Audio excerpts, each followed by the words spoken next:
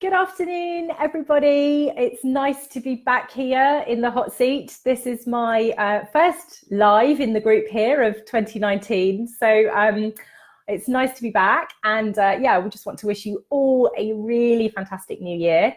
I know we're on the 10th of January already. It's quite shocking. And I know it's been a super busy start for certainly for many of my clients I'm working with one-to-one have been experiencing very, very busy first weeks back.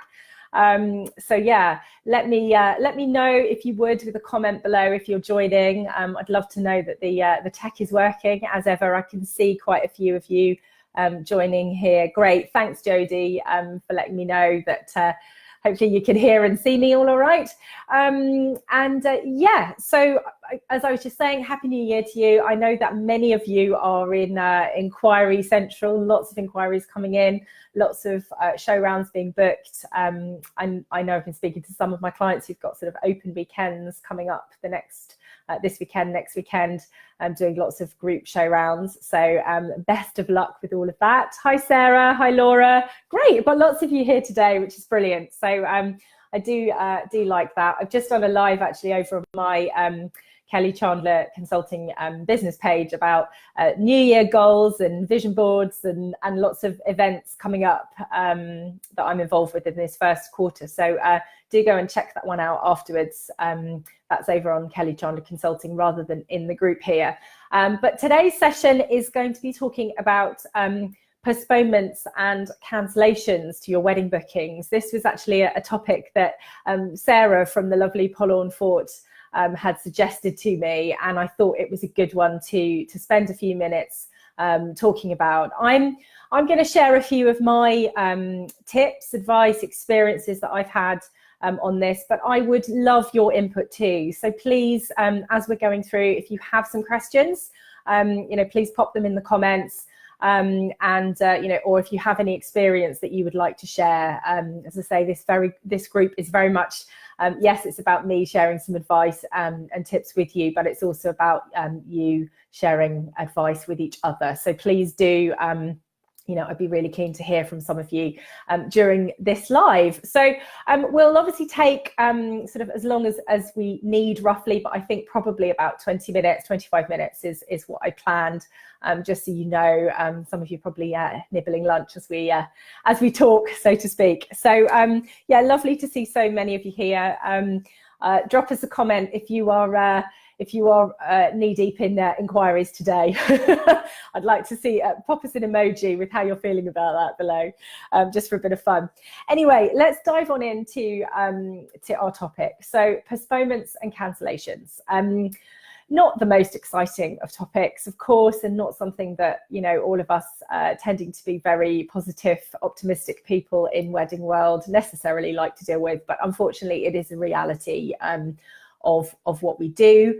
Certainly if those of you, any newer venues here, it is perfectly normal to expect that during the course of any wedding year that you will have a small percentage of weddings that don't go ahead for various reasons. And that's just something that will always happen. I have noticed a bit of a trend amongst speaking to quite a few of my venue clients that there does seem to be a slight increase in cancellations than used to happen 5 years ago. I think there are lots of reasons for that. Sometimes it's financial. People feel that they don't necessarily have the funds to go ahead with the wedding that they want, so they cancel. Sometimes they kind of rushed into things a bit speedily in terms of from a relationship point of view, and then change their minds. But there does seem to be a slight increasing trend in people booking and going ahead with wedding and then changing their mind. Although I still think, fortunately, it's still a fairly low percentage. Although I'd be interested to hear from some of you whether you've noticed that happening. But I think first of all, if and when you are aware of a postponement or cancellation, and this time of year, as I'm sure those of you who've been in business quite a long time will know, it does tend to be a bit rife with them. I think the Christmas break and the New Year break of families spending time together can sometimes be a little bit make or break for relationships. And I've certainly had it with my wedding planning business. actually not every year, but quite a few years, it would be the first week of January that one of my couples would phone and say, actually, we're not getting married. So obviously the proportion of weddings that I would coordinate is generally quite a bit less than some of your venue bookings, but there is definitely a spike at this time of year. So that's why I think Sarah suggested it, and I thought it was very timely to cover this week, as it might be relevant to many of you. So, but I think, the first time you're aware of, normally you will be contacted by one member of the wedding party to say that they are postponing or cancelling. I think the first thing to find out is it a postponement or is it a cancellation? Because I have found that people sometimes use the wrong terminology. They will say that they're cancelling when actually they mean to postpone, and they mean for it to happen on another date. And obviously that can make quite a big difference in terms of how you approach it. So I think it's obviously being very sensitive in your handling of it. Naturally, most people don't choose to postpone or cancel unless something rather negative has happened. So obviously empathy, sensitivity is really important all the way through. I think, although I'm a big believer, it's very important to put agreements in place in writing, and I'm going to cover that in a minute. I think if you have the opportunity to speak to somebody over the phone to sort of work out what the situation is, then that is probably more advantageous. Obviously, I would suggest following up in writing after that, depending on what you've agreed. But I do think it can allow you to handle things a bit more sensitively if you're able to get them on the phone, rather than a sort of exchange over email, which can perhaps be a little bit awkward and might be where things sort of inflame once you let them know of any financial obligations that they will invariably have. I think first of all, it is establishing whether it's a postponement or whether it's cancellation. Obviously, there's different reasons for weddings not going ahead. I mean, in my own experience, I've had postponements when it's been actually the major postponement I've had is where the bride is pregnant and actually they would rather wait to have the wedding until after the baby bump, and therefore I've had weddings delayed by a year. That's been probably the happiest of postponements. I've then had postponements due to illness, due to sort of close family, terminal illness. Obviously, that's not that's a hard one to tackle. And then, of course, I've had flat out cancellations where the couple have split up and there will be no wedding. So I think try and establish that as soon as you can. Obviously, as I've said, sympathy and empathy is the first thing. Obviously, moving on to the more practical side of things, very, very important to have your contract in place for this. Now, those of you who have been planning weddings for a long time, I know will have this, watertight and in place, but I do know we have some newer members of this group who are getting their systems in place to launch their venues. Really, really important in your paperwork and in your contract that you have your cancellation and postponement terms mapped out. They may well be something that you change over time as you experience it, but it's really important to have something down as to what happens when a cancellation or postponement occurs. Typically, in my experience, there is a different set of obligations depending on time frame. So if somebody cancels 2 years out, obviously there's a far greater possibility that you will be able to resell your venue space pretty easily, as opposed to if it is 2 weeks out. So normally there is a sliding scale of percentage. I'd be interested to know what some of you actually do here. I've seen sort of quite different cancellation term policies, but I'm just looking at some of the comments. I think Sarah's commented here, which I will come back to a little bit in a moment. But I'd be really interested for some of you, to note down if you wouldn't mind sharing what your own sort of cancellation policies are, because that might well be very useful for some of the newer members of the group. But certainly important to have those T's and C's. I strongly advise as well that every venue should have an obligation or a very strong recommendation in their T's and C's that couples take out their own wedding insurance. That is normally a separate insurance, lots of providers for that. And that does cover that couple for a lot of things. It doesn't cover for change of mind. So if the wedding is not going ahead, I haven't come across an insurance policy yet that has covered that. But it does cover, generally speaking, the likes of, accident, illness, and those kind of things, which is covers a great deal of reasons for postponement and cancellation. So I do see wedding insurance recommended in quite a lot of venue contracts, but if it's something you don't have in your T's and C's, I would definitely recommend it, because ultimately your couple are very likely to be in a situation where they owe you as a venue significant amounts of money. If they can get some or all of that back from their wedding insurance, then that is better for everybody. But obviously, if they don't have wedding insurance, that's their liability. So I would, whilst you generally can't force them, although I do see some venue contracts that insist on it, and also insist on a certain amount of public liability insurance that's taken out with that, which obviously is a separate thing, and that's more to do with an event that does go ahead in terms of damage, etc., etc. So that's perhaps another topic I can cover another day, but strongly recommend wedding insurance as part of your paperwork. I think then, in terms of moving on to how to handle that cancellation or postponement, I don't think there's a right or wrong. As I say, it is your right to enforce your T's and C's, but I do think in a lot of cases that it is important to have some sort of sympathy towards the circumstances, if you can, depending on the timescale.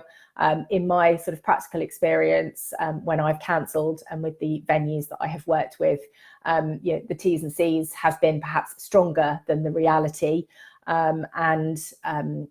it's always better to sort of under promise and over deliver, in my experience. So I think it's a nicer thing to refer your couples to the T's and C's, but if you possibly can, for example, if you can resell your space, if you're confident that you can resell it, or sometimes if you leave it open to the fact that you will refund them a certain proportion of what's been paid, should you be able to resell that space, then obviously there isn't a guarantee that you will resell it, but if you do your best to, that you will refund them. That tends to be a nicer way than perhaps keeping all of the payments if it is suitably far out and you're not actually losing money on it. But at the end of the day, contracts are contracts, and it is your right to hold funds that have been paid, for them to adhere to that. It obviously just depends on how how you want to handle that. And I'm generally a bit of a believer in sort of goodwill, and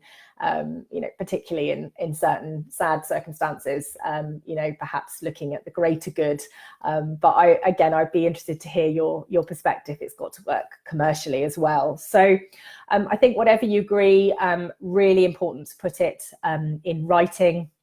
If you've had a phone call, really important to put it in writing, and to put it in writing to all parties who have been involved in the wedding planning. I mean, your paperwork and your contracts would generally be with one person or with the couple, but if you are having communications with other people, it needs to be clear to everyone what the outcome is and what the agreement is, just to avoid any confusion. So those are just my my sort of quick points to you here. I'm going to look at some of the comments and perhaps comment further on those. So Sarah has said, funnily enough, one of our 2018 cancelled couples came back to us this week and asked if they could transfer the deposit that we'd not refunded to a date that is a bit more affordable for them. They'd cancelled 6 months ago, so it's great that we can still help them. Yeah, yeah, that's really interesting. That they, excuse me. So they actually cancelled, but didn't sort of tell you as such at the time why they cancelled, but then have actually come back to rearrange. So obviously it was a financial factor. So yeah, that is, excuse me, that's an important one, is to try and understand why, because as you say, now you can actually give them an alternative date, which works. So it's a more positive situation. So excuse me, sorry about this. I do think it's, if you can, I mean, some people don't like to share their true reasoning, and perhaps initially, sometimes people don't like to admit that perhaps they can't afford something. Generally, people don't like to admit that, but if you can get it out of them in some way, then obviously you would like to work with them to find a solution. And I think most of you will do what you can to meet people's budget expectations if you can possibly make it work. So, okay, thank you for commenting on that one, Sarah.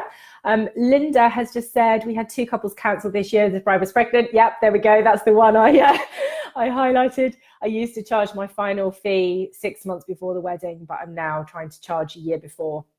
Yeah, I mean, ultimately, if you weigh your payments, by and large in line with workload, but yeah, there is definitely an argument for taking a little bit more money a bit sooner to ensure people don't change their minds, because I'm sure for most of you, it's harder to fill a booking 6 months out than it is a year out. So, it's just making that a little bit more of a consideration. I know we've talked before in this group briefly about things like damage deposits as well, and ultimately I think actually it might be Laura and Becky, Laura's on the call here, who said you'd increase your damage deposit because actually it just makes people consider a little bit more about what their obligations are. And I think in the same way, if they have to pay a little bit more upfront and a little bit sooner, it makes them realise that they are committed to this wedding and they are committing their funds. So it just makes it a little bit more real.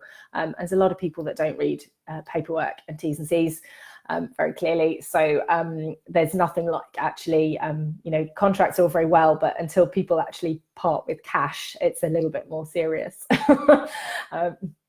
Okay, so, and then Laura has commented, we have a non-refundable deposit, and then we have cancellation charges depending on how much time it is before the event. Yes. However, if we're able to resell the date, then we don't charge the cancellation fee, which I think is fair. That's pretty much what I see as a good sound practice across the board.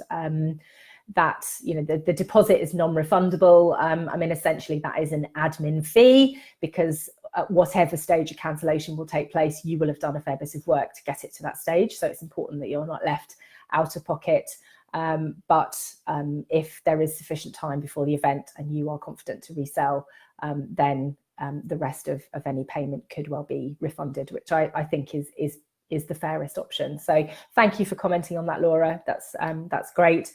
And Jodie, I'm just reading your comment here. Thanks everyone it's always great when everyone's part of the lives. I love it. I hope to do lots more lives this year. So it's really great to have so many of you here with me. So I feel like you're in the office with me, which is great. So Jodie has said we have a non-refundable deposit too, and cancellation charges. We allow people to transfer the date for up to a year from their original date.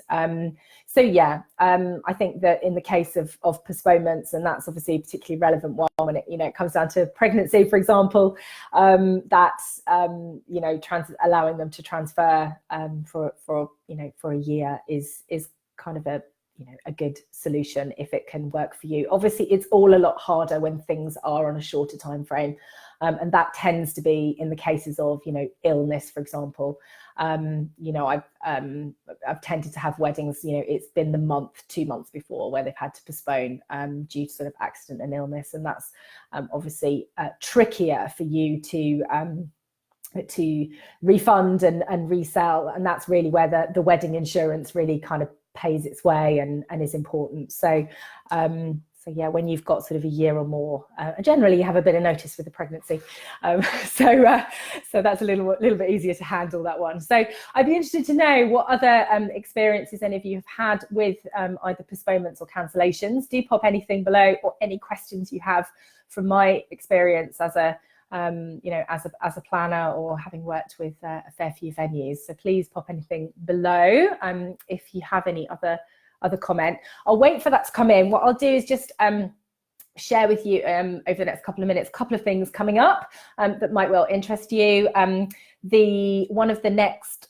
live sessions here in the group will be on the 22nd of January, and that's going to be I'm going to interview a lovely bride who's planning her 2019 wedding later this summer. She actually, Eleanor, used to work with me in my wedding planning business and through Kelly Chandler Consulting. So she sees both sides of the coin, but she's planning her own wedding at the moment down in Devon, and I'm going to do an interview with her about some of her experiences, the things that she's found from the wedding venue point of view, in terms of her venue search, in terms of things that went right, things that went wrong. And I hope that will be useful to lots of you as you sort of constantly look at your offering and how you're doing things. So that's on the 22nd of January between 1 and 1:30. So pop that in your diary. I will, of course, remind you nearer the time. And then secondly, just a reminder to you, I know it's been a few mentions in the group of this already, that I have my next Shine training day taking place on the 8th of Feb. It's going to be at the Foundling Museum in London, and it's an all-day training.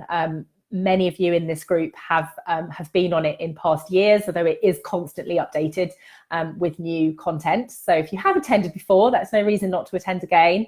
Certainly I have lots of team members come on that training day. It's limited to 12 people. I've already got 8 people involved in that, so there's not many spaces left. It is very much dedicated to helping you with your understanding the modern bride, bridal psychology, trends for the year that you can adapt into your venue offering, and of course a big focus on your wedding marketing and sales techniques, show round techniques, etc. So if you haven't seen the details of Shine, I will pop a link in the group below at the end. Do take a look. As I say, I only have a few places left, but I would love some members of this group to be part of it. I do also just want to mention that later this spring, something I'm working on at the moment is to do a Wedding Spaces Going Places live event. So more information will follow.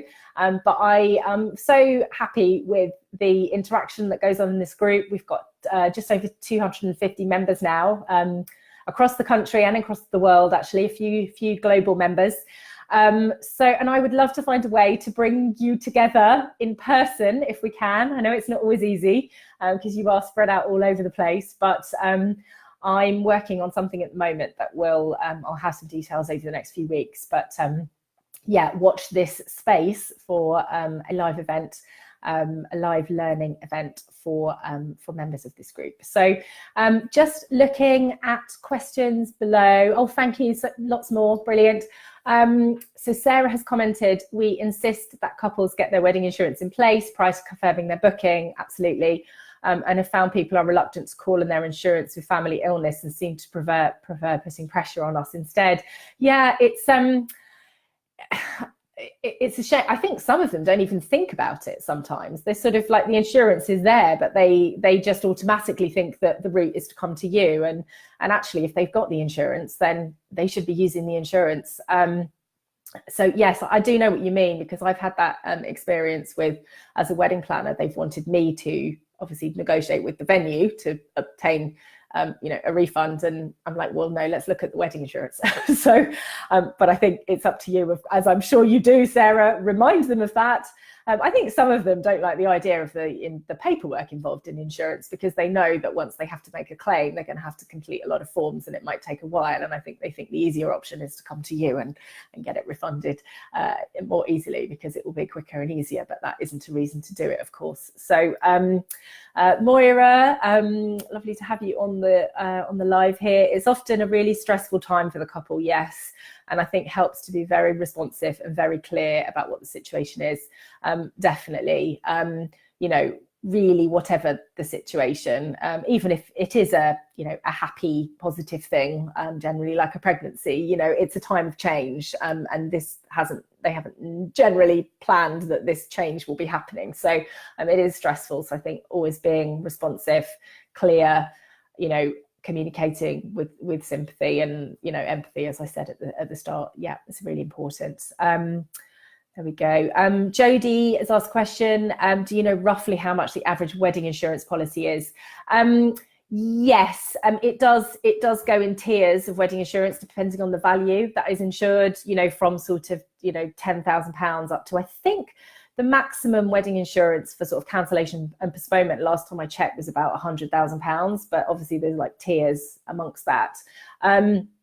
Anything from sort of £100, about £100 to £250 for a policy seems to cover that range. So for an average wedding, probably £150 would cover that when you consider what they might be losing, certainly if they have to cancel at very short notice. Obviously, it's not just your venue hire, but it's for some of you, it may be catering as well. But of course, it will be all the other suppliers who will have most likely similar T's and C's. So, they could be, 20, 30,000 pounds or whatever. So, yeah, I hope that's useful to you, Jodie. Pippa has commented, we have a non-refundable deposit. But we're still taking small claims last year, and the client quoted the government unfair deposit scheme. Okay. The claim was thankfully dropped, good, after the client was asked to fill out the application correctly and pay another fee. Is there an example of a good cancellation policy that anyone can share? Yeah, I mean, I just looking at that a bit more closely. It's interesting that they would, I think it's perfectly normal that a deposit would be non-refundable. I suppose it depends how much the deposit was relevant to the event itself. That would be interesting. But yeah, I mean, there's a few, if you look back up in the comments here, there are some examples of cancellation policies. So, but if anyone else would like to comment further below, that would be really useful. But thank you, Pippa, for commenting. Jodie said, we strongly advise clients in our T's and C's to take it out, but do not make it compulsory. Yeah, I mean, I suppose that's a sort of middle ground. Obviously, by advising it strongly, you are putting the responsibility onto them and you are advising them. Obviously, by making it compulsory, it's obviously that has its downsides in itself, but I do think it would protect you a little bit more down the line, because then that they have wedding insurance. I do know though there are some venues that will, as I say, insist on that wedding insurance for other reasons. That's often related more to sort of potential damage, particularly in some heritage properties that require quite significant public liability insurance for, if you've got precious artworks and things, that needs to be covered with a more substantial insurance that most couples would not be able to afford, the £1 million painting replacement, for example. So there we are. Sarah has commented, in terms of pricing, 50 to 120 for comprehensive. So that's that's a little bit less than I had suggested there. I think it does depend on value, and some people, I mean, I can't advise on insurance. I'm not a financial advisor, but everyone has a different view towards risk in terms of what they want to insure. And I've had some clients who've sort of taken out a policy that's actually less than the value of their wedding, but they've kind of taken the view that they're happy as long as that amount would be covered if it came to it. So they haven't necessarily insured the full value, but that's up to them. And again, from Sarah here, we do try and support them as best as possible and have a good working relationship with the main insurer our couples use, or encourage them to rearrange if possible. For example, if they need to bring the wedding forward, then we try and get them into one of our late availability dates. Obviously moving the wedding forward is always a good one if you can. So yeah, obviously I've tended to focus more on postponements and pushing it back, but it does really depend on those circumstances. So I think being really clear and asking those questions, being clear as to why they are postponing or cancelling, so that you can help them as much as possible. Perfect. Thank you, Pippa, for your comments. Yeah, in terms of your deposits, you asked about 25%. Yes, that is fairly standard in my experience. In terms of it does slightly depend on what the venue hire charge is, but typically most deposits are around £1,500 plus. Using a sort of £6,000 venue hire as a bit of a benchmark. Obviously, everyone in the group here will be very different, but to just fix something, yeah, about 25% is about right. And Moira's commented, regarding claiming on insurance, part of the problem is that insurance company will need proof of illness. Guessing this can be awkward if it's a family member. This may be why couples try to get refunds from the venue. I think probably tied into the fact that it could be an emotional sensitive time, bothering family members and gaining that sort of documentation, and the paperwork can be seen as being rather tricky and emotionally difficult. So that is absolutely right, why they tend to hit you as venues, unfortunately. But at the end of the day, it is why insurance does exist to a certain extent. So, you know, I think it's obviously good to have that empathy, but also it needs to work with you for you commercially. So, and yes, as Jodie said, let's not forget there are couples that just change their minds and want to try their luck, and absolutely that happens. Not everyone's reasons for postponing and cancelling are completely honourable, shall we say. So yeah, obviously you don't need to be too nice to everybody. This is a very difficult topic, isn't it? But it's really important. Thank you, Sarah, for kind of flagging it up and also contributing so much to the session. That's really good. Thank you to all of you for giving lots of comments, because it's great to get your input, experiences, as well as your questions. So yeah, thanks to all of you for joining me live today. I think I will wrap up. I think there's one or two people joining at the end here, so we are just about to finish, but do play back. This will obviously be in the group. You can play back at any time, and I would love to hear, whilst some of you are still on, I would love to hear any of your suggestions for future topics that you would like to cover. As I say, I really plan to do lots more lives in the group this year, so please pop any of your comments and suggestions on things you would like to learn or you would like to share. That would be great. And yeah, watch this space for a live event that I really hope will appeal to many of you, and I would love to get lots of you together in person, so during 2019. So yeah, Happy New Year to you, and do keep popping any questions you like into the group. There's been quite a few flying around this week on various topics, which is great to see. So thanks for joining me. Bye everyone.